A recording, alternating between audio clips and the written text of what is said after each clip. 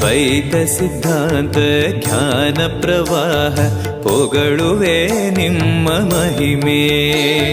ತಿರುಪತಿ ವಾಸನ ವೆಂಕಟರಮಣನ ಅನುಗ್ರಹ ಪಡೆದ ಗುರುವೇ.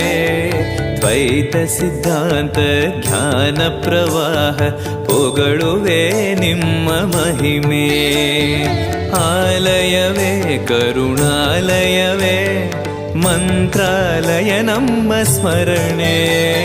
ಶಾಶ್ವತನೇ ಪರಿಪೂರಣನೇ ರಾಘವೇಂದ್ರ ಪ್ರಭುವೇ.